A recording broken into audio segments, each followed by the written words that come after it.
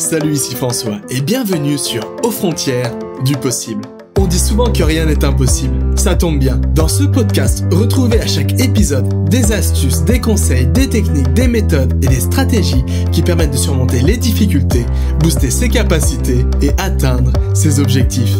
Alors, abonnez-vous à Aux frontières du possible sur votre application de podcast favorite, montez le son et préparez-vous, vous aussi, à dépasser les frontières du possible.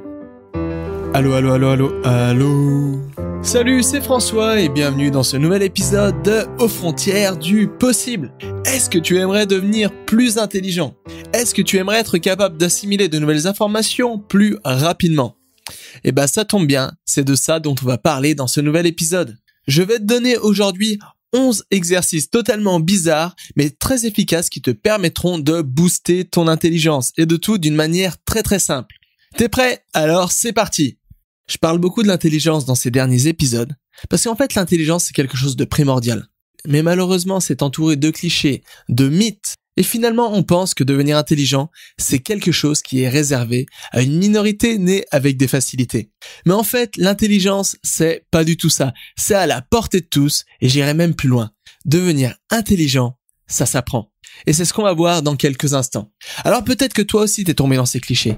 Peut-être que toi aussi tu penses que devenir intelligent finalement c'est impossible, c'est soit on est né avec, soit on l'est pas, soit on a un haut QI, soit on a un QI normal et on le garde pour toute sa vie.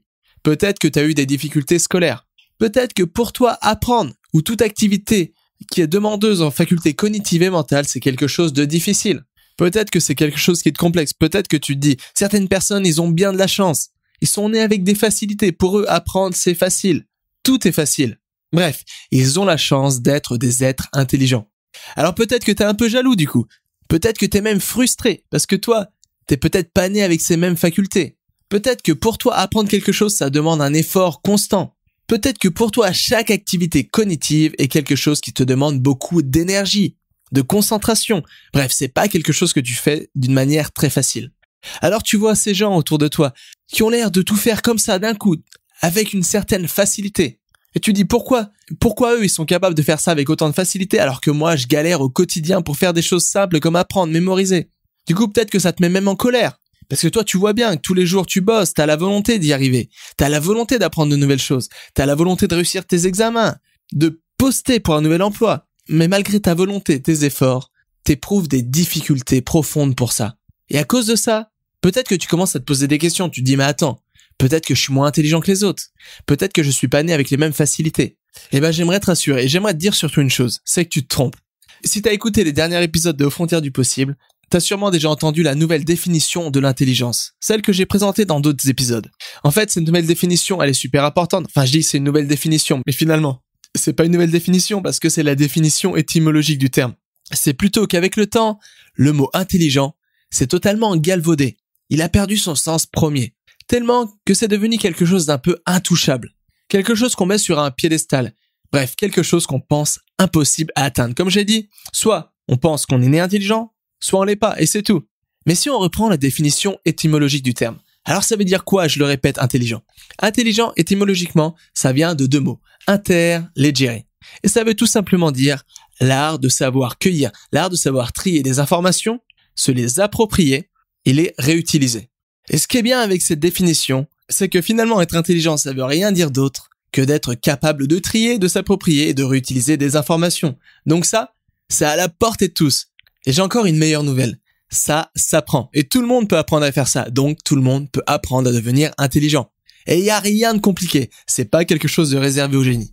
En fait, cette définition, j'en parle souvent parce qu'elle est super importante. Elle change énormément de choses. On passe d'une définition un peu intouchable, quelque chose qu'on peut pas vraiment atteindre, à quelque chose qui est à la portée de tous. Et c'est pourquoi, dès à présent, je vais te donner 11 exercices, 11 trucs un peu bizarres, tu verras, c'est assez marrant et assez facile à mettre en place qui te permettront de booster ton intelligence. Alors, et ça veut dire quoi aussi, plus précisément, booster son intelligence? En fait, booster son intelligence, ça veut tout simplement dire entraîner la machine derrière tout ça. C'est-à-dire notre cerveau. C'est-à-dire l'entraîner à trier, à assimiler et à réutiliser de nouvelles informations. Alors pour ça, rapidement, il faut comprendre comment le cerveau fonctionne quand on parle de l'apprentissage. En fait, à chaque fois qu'on veut mémoriser, qu'on assimile une nouvelle information, Le cerveau crée de nouvelles connexions entre les neurones. Donc plus on aura de connaissances, plus on aura de connexions. Mais le problème, c'est que le cerveau est un peu feignant. Ça veut dire que il va tout le temps se baser sur ses acquis. Il va pas essayer forcément de créer de nouvelles connexions. C'est pourquoi il est facile, si on n'apprend pas de nouvelles choses constamment, de rester un peu bloqué, de rester au même niveau, de faire face à un plateau. C'est-à-dire de tout le temps se baser sur ses acquis sans vraiment jamais avancer dans la vie. Et du coup, ça pose plein de problèmes. Ça pose des blocages mentaux. Ça pose aussi le problème qu'on est un peu bloqué dans ces connexions neuronales. On a du mal à penser autrement, différemment.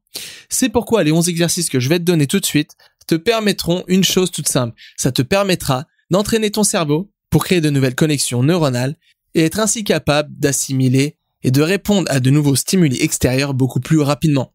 Bon, j'arrête le teasing et je te présente dès à présent le premier exercice un peu bizarre. Le premier exercice, là c'est plutôt un concept, mais c'est tout simplement changer ses routines. Comme je viens de te le dire, le cerveau est un peu feignant. Il aime se créer des habitudes, des routines, se baser sur ses acquis. Donc, le meilleur moyen de créer de nouvelles connexions entre notre cerveau, c'est de casser ses routines et d'en créer de nouvelles, ce qui nous permettra de créer de nouveaux circuits entre les neurones, et donc d'améliorer la flexibilité et la souplesse de notre cerveau face à l'apprentissage. Ensuite, la deuxième astuce, se laver les dents avec l'autre main. C'est un exercice tout simple. Ce que tu peux faire, c'est à chaque fois que tu te laves les dents, alterner entre ta main gauche et ta main droite. Si t'es droitier, essaie de te brosser les dents de la main gauche. Ouvre le dentifrice avec la main gauche. Alors ça, c'est un truc tout bête. Alors peut-être que t'es en train de te dire, mais attends, tu fais un épisode sur comment devenir intelligent, tu me parles de comment me brosser les dents. Eh ben en fait, c'est quelque chose d'assez puissant, parce que ça permettra de casser sa routine, de changer son habitude, de faire travailler de nouvelles zones du cerveau, tout simplement en s'habituant en utilisant une autre main. Bref, ça va étendre notre champ tactile et donc créer de nouvelles connexions. Troisième astuce, ensuite troisième exercice un peu bizarre, se laver les yeux fermés. Oui, t'as bien entendu, quand tu rentres dans ta douche, dans ta baignoire, bon, essaie de garder les yeux ouverts pour pas tomber.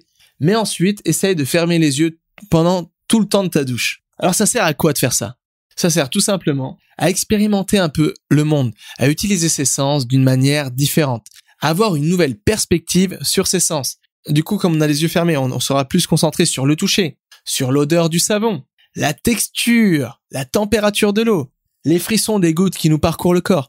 Bref, ça nous permettra d'avoir une expérience de la vie différente, renforcée par des sens qu'on utilise beaucoup moins au quotidien. Et ça permettra aussi de créer de nouvelles connexions neuronales. Ensuite, quatrième exercice un peu bizarre, inverse la position de tes objets du quotidien. Par exemple, je sais pas, peut-être que sur un de tes meubles, t'as l'habitude de mettre les photos de ta famille, de tes enfants, de tes amis, de tes parents. Une horloge, un cadre numérique, j'en sais rien. Ce que tu peux faire, c'est tout simplement inverser la position de ces objets. Par exemple, mettre ton cadre photo à l'envers, mettre l'horloge à l'envers. Alors, pourquoi faire ça? Parce que c'est quelque chose de très simple, mais assez puissant. Comme je l'ai dit plusieurs fois dans cet épisode, le cerveau est assez feignant. Ça veut dire que quand il aura l'habitude de voir un objet, petit à petit, il va même plus y faire attention, il va en faire abstraction, il va se mettre des œillères. Le simple fait d'inverser la position des objets, ça permettra de revoir tout d'un nouveau regard. Et ça permettra surtout au cerveau d'enlever ses œillères, de créer de nouvelles connexions et de revoir des choses qu'on avait totalement oubliées, qu'on voyait plus à force de les voir. Cinquième astuce, totalement bizarre mais assez simple, change de place quand tu manges. Alors je sais pas toi, mais moi par exemple, je sais que quand je déjeune, quand je mange en famille, j'ai tout le temps la même place. Alors peut-être que toi c'est pareil, peut-être que t'as ta routine, tu t'assois tout le temps au même endroit quand tu manges. Ce que tu peux faire, c'est tout simplement changer de place. Alors ça te permettra plusieurs choses. Ça te permettra d'avoir une nouvelle perspective. Donc regarder ta salle à manger, la salle où tu manges, d'un nouvel œil, de voir de nouvelles choses, d'avoir une nouvelle perspective. Et ça permettra aussi de casser ta routine, donc de créer de nouvelles connexions, de créer d'autres routines et de solliciter ton cerveau. Sixième astuce totalement bizarre, créer des connexions avec ton nez. Attention, je dis pas de mettre ton nez un peu partout, mais tout simplement d'utiliser ton odorat un peu plus. L'odorat est souvent lié avec des choses. Par exemple, le matin, je sais pas moi, mon odorat est lié avec le café, l'odeur du café, avec les fleurs au printemps, avec, je sais pas, le cuir de la voiture. En fait, on a tous des connexions avec l'odorat. L'odorat, c'est quelque chose de très puissant, et surtout très puissant quand il s'agit de la mémorisation et des souvenirs.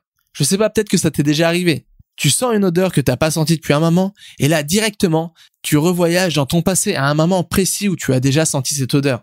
Ça peut être le parfum d'un être aimé, l'odeur particulière, je sais pas, de la confiture ou de chez tes grands-parents. Bref, les odeurs, un peu comme la musique et les sons, ont ce pouvoir de nous faire voyager instantanément dans le temps. Donc, ce que tu peux faire, c'est essayer de te servir un peu plus de ton odorat. Attacher des odeurs avec de nouvelles choses. De cette manière, tu vas faire travailler ton hippocampe. L'hippocampe qui est quelque chose d'essentiel pour la mémoire et la mémorisation. Ça te permettra d'entraîner ta mémoire et ta capacité à réactiver des informations. 7e astuce, peut-être que tu travailles dans un bureau fermé, t'as pas l'habitude d'ouvrir la fenêtre. Ou peut-être que quand t'es en voiture, là aussi, tu ouvres pas souvent ta fenêtre. Tu utilises plutôt la clim. Eh ben, la 7e astuce, c'est tout simplement ouvre ta fenêtre. Ça rejoint un peu l'exercice précédent. Quand t'es en voiture, quand t'es au bureau, ouvre ta fenêtre. Alors ça, c'est plus vrai quand t'es à la campagne. Alors, pourquoi faire ça? Ça permet tout simplement de sentir de nouvelles choses, de sentir le vent sur son visage, de nouvelles odeurs, de voir de nouvelles couleurs. Bref, ça permet de se connecter avec son environnement. Parce que le problème quand on est dans un bureau, quand on est dans sa voiture, c'est qu'on est un peu fermé dans notre bulle. On est un peu déconnecté de la réalité.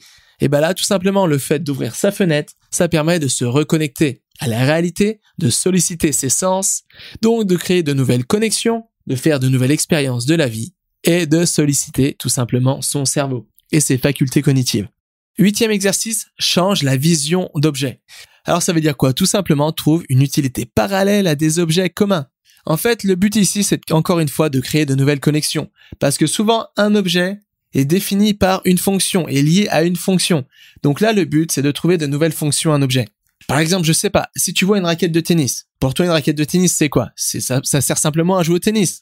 Alors là, tu peux imaginer essayer de trouver à la raquette de tennis 10 fonctions alternatives. Alors je sais pas, ça peut être par exemple, ça peut servir de guitare, ça peut servir de chasse-mouche, ça peut servir à faire des massages de tête, ça peut servir de raquette de neige, ça peut servir de toupie. En fait, j'en sais rien, mais tu peux essayer tout simplement de trouver des objets du quotidien et essayer de trouver des fonctions alternatives pour créer encore une fois de nouvelles connexions. 9e exercice, pour devenir plus intelligent, créer de nouvelles connexions sociales. Alors ça, c'est quelque chose de super important. Les chercheurs ont découvert que moins on avait de connexions sociales, plus ça avait d'effets négatifs sur nos facultés cognitives. Parce que les activités et les connexions sociales permettent plusieurs choses. Ça permet d'avoir de nouvelles perspectives sur des problèmes, sur des choses de la vie. Ça permet de solliciter de nouveaux sens, de remettre en question ses valeurs, ses idées. Bref, ça permet de créer de nouvelles connexions neuronales, ça permet de solliciter son cerveau, de lui apporter des nouveaux stimuli qui permettront de l'entraîner. Alors pour ça, c'est tout simple, je sais pas, peut-être que t'aimes le café, peut-être que t'as l'habitude de prendre le café dans une machine à café. Alors peut-être que si tu habites en ville, au lieu de faire ça, tu peux tout simplement aller boire pendant 5 minutes un café au bar, au bistrot d'à côté. Ensuite, 10e exercice, mange de la nourriture différente. Bien souvent, c'est la même chose. Ça prend du temps de cuisiner, de savoir ce qu'on doit acheter, ce qu'on doit faire, ce qu'on va manger ce soir. Du coup, souvent, on tombe dans une certaine routine, on mange presque tout le temps la même chose. C'est pourquoi, de temps en temps, c'est sympa de manger des choses exotiques, des choses différentes. Ça permettra de solliciter de nouveaux sens, de faire de nouvelles expériences sensorielles et donc de créer de nouvelles connexions. Moi, personnellement, c'est un truc assez vrai parce que là, ça va faire 3 ans que je suis devenu végétarien. Et quand je suis passé au mode végétarien, j'ai découvert de nouvelles choses. J'ai modifié mon régime alimentaire et donc j'ai découvert plein de nouveaux légumes. J'ai fait plein de nouvelles expériences sensorielles. Et c'est vrai qu'au début, les premiers mois, à chaque fois que je mangeais, c'était un peu une nouvelle expérience. Et donc, j'étais plus présent au moment de manger. J'avais l'impression de prendre plus de plaisir à manger. Mais après, bref, c'est comme tout. On prend l'habitude, on mange tout le temps la même chose et maintenant, c'est devenu une véritable routine. Ensuite, 11e exercice, c'est tout simplement apprendre quelque chose de nouveau. Apprendre, c'est un exercice total pour le cerveau. Ça lui permet de créer de nouvelles connexions. Ça le sollicite à un maximum, ça fait travailler sa mémoire, ça fait travailler plein de muscles de son corps. Par exemple, quand on apprend une langue et qu'on apprend à prononcer de nouveaux sons, ça permet de sortir de sa zone de confort, d'expérimenter de nouvelles choses, de rencontrer de nouvelles personnes. Bref, apprendre est l'exercice total le plus important pour entraîner son cerveau. Donc, dans les 11 exercices que je viens de te donner, si tu devais en garder qu'un, ça serait apprends quelque chose de nouveau, d'une manière permanente. Chaque jour, essaye de passer entre 10 et 30 minutes à essayer d'apprendre quelque chose de nouveau, quelque chose qui t'intéresse et qui pourra t'apporter de grandes choses. Voilà, ces exercices sont assez simples à mettre en place. Je te dis pas tous les mettre en place, mais tu peux simplement essayer d'en trouver un ou deux qui te correspondent, que tu pourras mettre en place dans ton quotidien et qui te permettront d'une manière totalement simple et naturelle de solliciter ton cerveau un peu plus. Ça te permettra d'avoir une plus grande flexibilité quand il s'agit d'apprendre de nouvelles choses, d'être plus réactif aux choses du quotidien. Bref, ça te permettra de devenir plus intelligent. Ça te permettra de trier, de t'approprier, de réutiliser des informations beaucoup plus rapidement, beaucoup plus efficacement et beaucoup plus facilement. Alors je résume rapidement cet épisode parce qu'on a vu pas mal de choses. Donc on a vu que l'intelligence c'était tout simplement la capacité de trier des informations, de se les approprier et de les réutiliser. Et on a vu que le cerveau était un peu feignant. Il avait l'habitude de tomber dans des habitudes. Mais si on veut vraiment booster son cerveau, il faut créer constamment de nouvelles connexions entre les neurones. Il faut constamment solliciter son cerveau. Et pour ça, je t'ai donné 11 exercices. Le premier, tout simplement, change tes routines. Le deuxième, on peut se laver les dents avec l'autre main. Troisième, se laver les yeux fermés. Quatrième, inverser la disposition d'objets familiers. Cinquième, change de place quand tu manges. Sixième, créer de nouvelles connexions avec ton nez. Septième, ouvre la fenêtre. Huitième, change ta vision d'objets.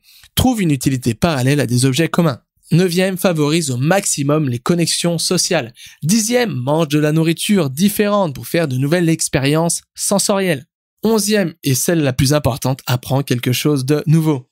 Alors si tu veux vraiment apprendre à devenir plus intelligent au sens étymologique du terme, la chose la plus importante, c'est d'apprendre à apprendre. Alors apprendre à apprendre, devenir intelligent, c'est exactement la même chose.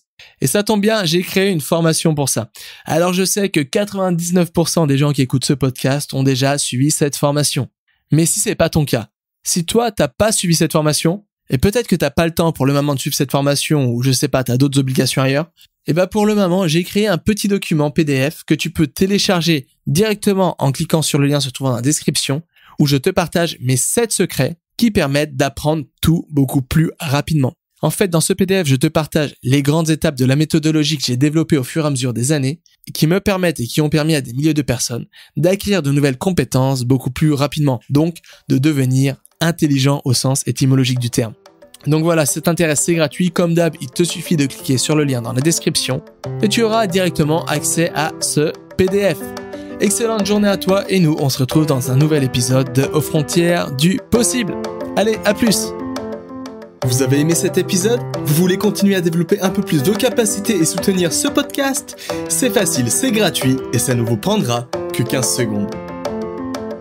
Abonnez-vous à Aux frontières du possible sur iTunes ou votre application de podcast favorite et laissez-moi un petit commentaire. Vous pouvez aussi retrouver tous les liens et ressources mentionnés dans cet épisode et plein d'informations utiles et intéressantes en allant sur le site www.superapprenanttoutattaché.com. Un grand merci et n'oubliez pas, rien n'est impossible à qui sait apprendre.